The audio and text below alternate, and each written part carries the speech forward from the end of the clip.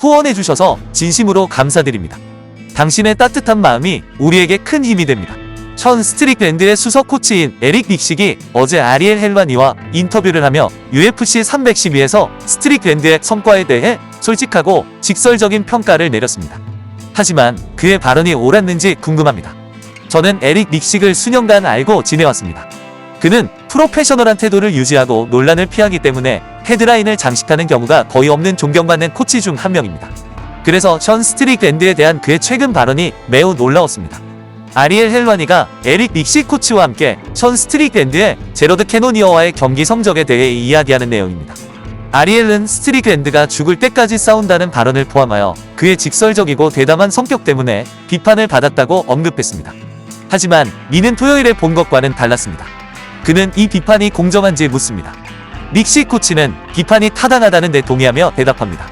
그는 타이틀을 놓고 싸울 기회를 감안할 때 특히 흥미롭지 않은 성적이었다고 인정합니다. 이는 소수의 선수만이 경험할 수 있는 일이며 스트릭랜드에게 동기를 부여하기에 충분했습니다.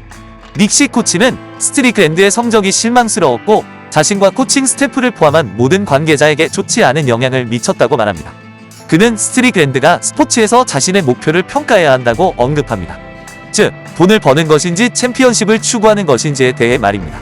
닉식 코치의 목적은 세계 챔피언을 만들고 또한 그를 코칭하는 것이며 선수가 자신의 말을 뒷받침하지 않을 때 그는 영감을 얻지 못한다고 생각합니다.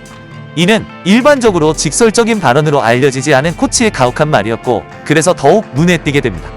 닉식 코치는 싸움 중에 스트릭랜드의 코너에서 눈에 띄게 좌절했고 특히 스트릭랜드가 최선을 다하는 모습을 보이지 않았기 때문입니다. 어떤 사람들은 닉식 코치가 스트릭랜드가 없는 자리에서 자신의 생각을 공개적으로 표명하는 것이 불공평하다고 생각했습니다.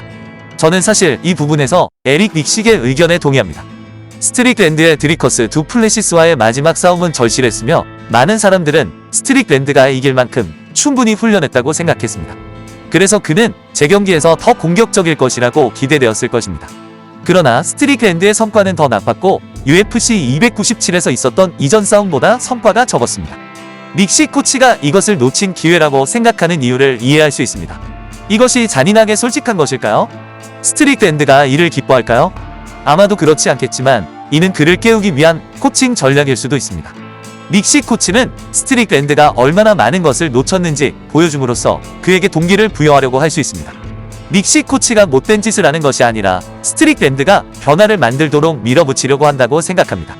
스트릭랜드는 이런 종류의 강한 사랑에 더 잘 반응할 수 있는 유형의 파이터처럼 보입니다.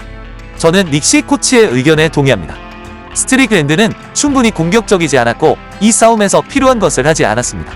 어제 저는 루크 락홀드가 스트릭랜드가 포기했다는 코멘트에 대해 논의했는데 저는 이에 동의하지 않았습니다. 스트릭랜드가 포기했다고 생각하지 않지만 그는 이 매치업에서 확실히 더 많은 것을 할 수 있었습니다. 드리커스 두 플래시스는 놀라운 파이터이며 스트릭랜드가 최고의 상태였다면 그를 이겼을 것이라고 말하는 것은 아닙니다. 두 플래시스는 최고의 미들급 선수 중 한 명이며 현재 챔피언입니다. 하지만 저는 닉식 코치가 스트릭랜드가 기회를 놓쳤다고 말한 것이 틀렸다고 생각하지 않습니다. 많은 사람들이 스트릭랜드가 기회를 받을 자격이 없다고 생각했고 그는 그 기회를 최대한 활용하지 못했습니다. 이 싸움에서 가장 중요한 요점은 스트릭랜드가 자신의 말을 뒷받침하지 않았다는 것입니다. 그는 죽을 때까지 싸우겠다고 말했지만 그것은 우리가 그에게서 일반적으로 보는 스타일이 아닙니다. 그는 소극적이고 방어적이었으며 이번에는 평소보다 산출량이 더 낮았습니다.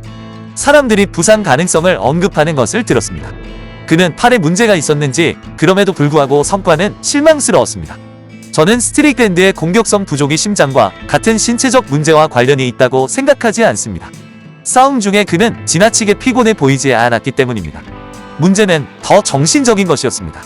에릭 닉식이 말한 것을 보면 스트릭랜드는 정신적으로 돌파구를 찾지 못하고 코치의 게임 플랜을 실행할 수 없었던 것 같습니다.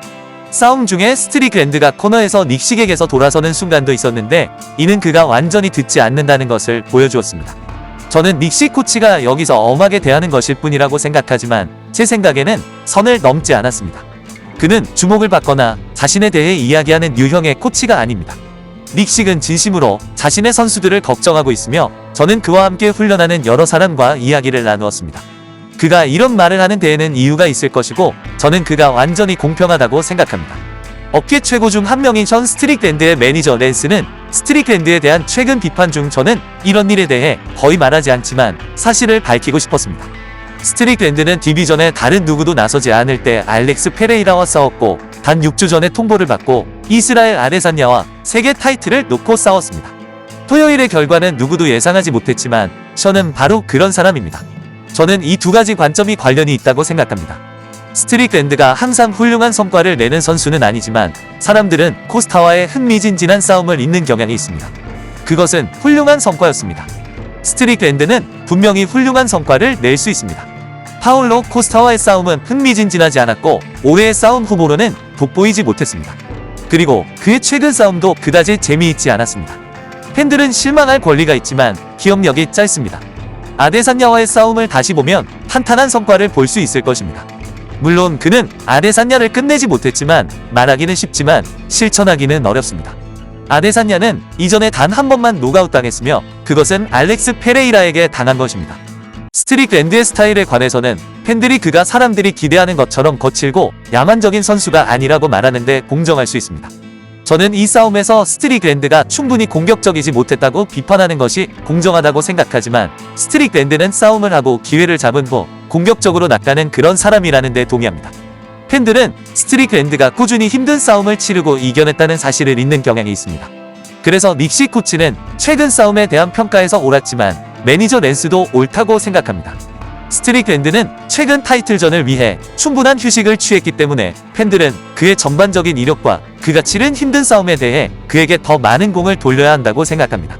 아데사냐와의 싸움은 탄탄한 성과였지만 팬들이 스트릭랜드에 죽을 때까지 싸우겠다는 이야기와 그런 성과에 좌절하는 이유도 이해합니다. 저는 닉시 코치의 평가에 동의하며 랜스 매니저의 시각에도 동의합니다. 스트릭랜드는 나서서 힘든 싸움을 치르는 데 있어 그런 방식으로 행동하는 사람입니다. 단기 통보 싸움이 더 많이 제공된다면 그가 계속 그렇게 행동할지는 잘 모르겠습니다. 하지만 지금으로서는 스트릭랜드가 타이틀을 향한 그의 등반에서 자신을 증명했으며 사람들이 그것을 무시해서는 안 된다고 생각합니다.